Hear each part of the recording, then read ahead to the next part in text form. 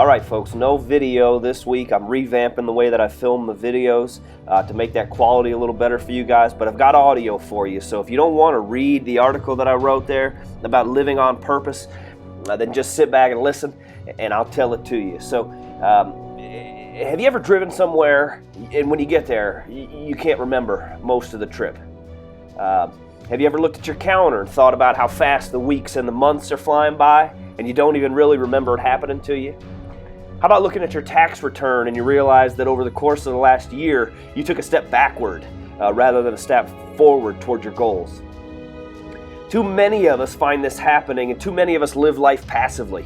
We show up, we punch the clock. A lot of us work hard. A lot of us do a great job because that's what we're supposed to do. We take pride in our work because that's what we do.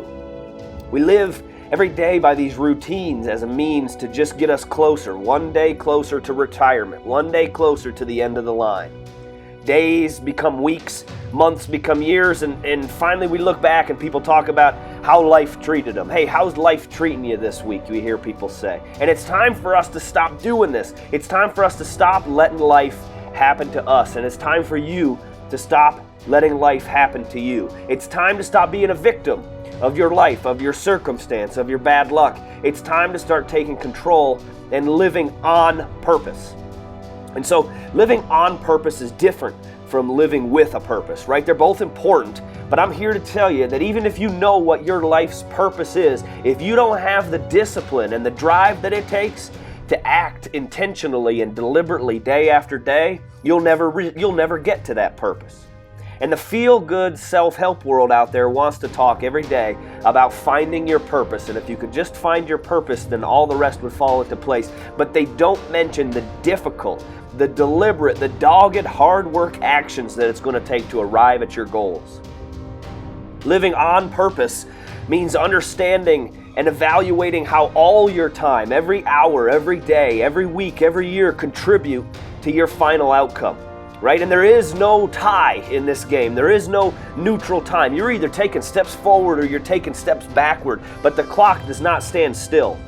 Okay? There's no more time involved, and I hate to put it to you this directly, but every second that ticks off that clock puts you 1 second closer to them lowering you down into the ground. Right? It's dramatic, but it's true. And living on purpose is about making sure that the way you spend every single one of those seconds is the way you want to spend it. And I don't mean spending it at the beach. I don't mean spending it on vacation. I mean spending it contributing toward what you want your final outcome to be, not toward the hand that life dealt you.